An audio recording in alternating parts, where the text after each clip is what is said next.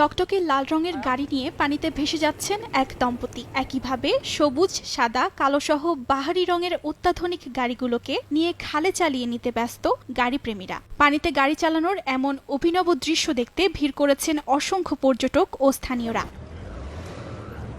স্থানীয় সময় বৃহস্পতিবার ইউরোপের দেশ নেদারল্যান্ডসের রাজধানী আমস্টারডামের একটি খালে আয়োজন করা হয় এমন উৎসবের। চলতি বছর অনুষ্ঠান আয়োজনের দায়িত্ব ছিল নেদারল্যান্ডসের গাড়ি মালিকদের উপর। 5 দিনব্যাপী আয়োজিত উৎসবে জড়ো হন ইউরোপের অন্যান্য দেশের শতাধিক গাড়ি মালিক সহ সাধারণ নাগরিকরাও। এতে সন্তোষ প্রকাশ করেন আগত ও অংশগ্রহণকারীরা।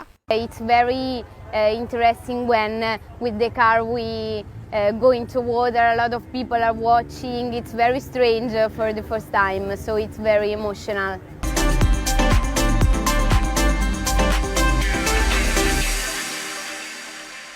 কর্তৃপক্ষ জানিয়েছে, এসব গাড়ি স্থল ও পানি উভয় পথে চালানো গেলেও শেষবারের মতো এগুলোকে পানিতে চালিয়ে নেয়ার আনন্দ উপভোগ করছেন দর্শনার্থীরা। কারণ আগামী 2025 সাল থেকে নেদারল্যান্ডসের নতুন পরিবেশগত নিয়মের জন্য গাড়ি চালকদের আর পানিতে গাড়ি চালানোর অনুমতি মিলবে না বলে জানানো হয়েছে।